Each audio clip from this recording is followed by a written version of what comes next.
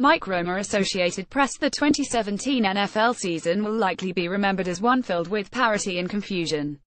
If the first half of the year is any indication, those looking back on it will think no number of crushing losses strung together kept a team from convincing itself the playoffs were still within reach. And usually those teams were right, just as the Detroit Lions were both before, and especially after, their Monday night drubbing of the Green Bay Packers. The Lions thumped their hobbled division rivals 3017. They scored that knockout because only one team on the field had a starting caliber NFL quarterback, thanks to the crushing blow the Packers' offense took when Aaron Rodgers broke his collarbone. That's not the Lions' problem. They don't need to care about what's happening on the other sideline. They don't need to have sympathy for the injuries and inept play elsewhere in their division either. But after a convincing win, they can look around, hug their healthy star quarterback tight and see the playoffs as more than just some dreamy mirage. The cosmic football injury ballet has worked its mysterious magic to pull the Lions from the abyss and give them a realistic shot at the postseason. The Lions still have a mountain to climb, and it'll be Matthew Stafford leading the expedition. He reminded us what a great quarterback looks like Monday night by finishing with 361 passing yards and 2 touchdowns.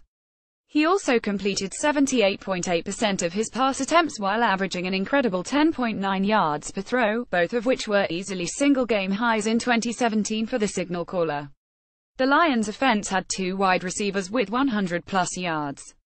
Marvin Jones Jr. was on the other end for both of Stafford's touchdown passes, and, as The Athletic's Chris Burke noted, the wideout has reached white-hot status. No Chris Burke and Marvin Jones' last 3 games 19 receptions, 331 yards, 3 touchdowns, 2017117, 0402115. So has Stafford, with 1,096 passing yards over the same 3-game stretch. But Stafford's piling up yards hasn't been the Lions' problem. Ball security hasn't been an issue either, as Stafford has thrown only 4 interceptions over 303 attempts, and 3 of those picks came in one game.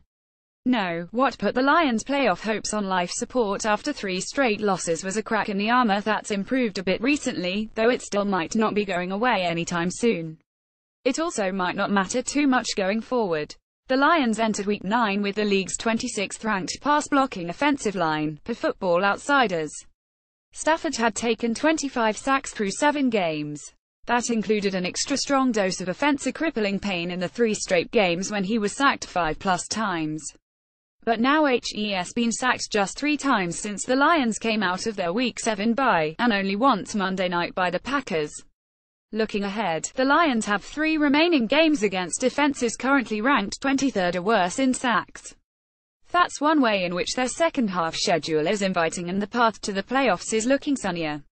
There's also another broad, simple but still really important observation to make about Detroit's upcoming games. Every opponent will have at least as many flaws as the Lions do. Detroit Lions remaining schedule: 10 Cleveland Browns 0811, Chicago Bears 3512, Minnesota Vikings 6213, Baltimore Ravens 4514, Tampa Bay Buccaneers 2615, Chicago Bears 3516, Cincinnati Bengals 3517, Green Bay Packers 44. Source NFL.com. The Lions ended the losing streak and improved to 44 Monday night.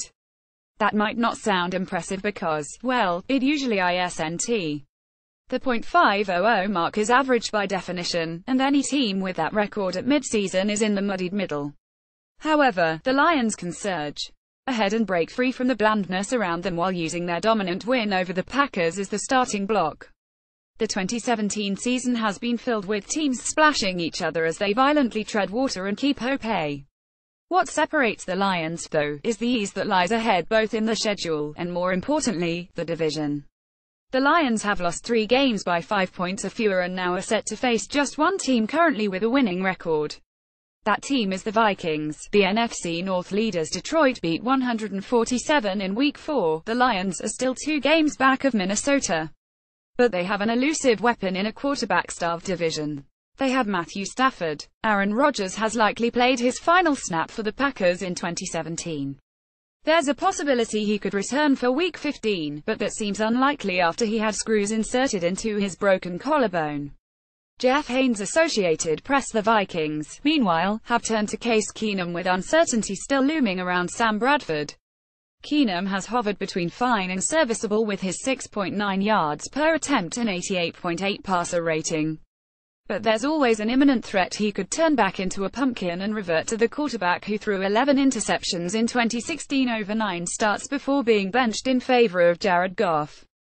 Teddy Bridgewater is expected to be activated for Week 10, according to NFL Network's Ian Rapoport. He's provided an exciting and inspiring injury recovery narrative throughout the season. But trusting Bridgewater as a source of steadiness under center is risky after his long layoff. The Lions come with plenty of their own questions and concerns. There's still shakiness around their offensive line, their secondary gets torched too often, and they have a rushing offense that averaged an embarrassing 1.9 yards per carry Monday.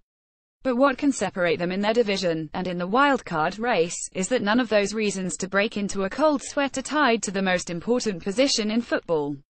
Which is why they're equipped to charge ahead on a legitimate playoff push, resurrecting from what seemed like an early season burial.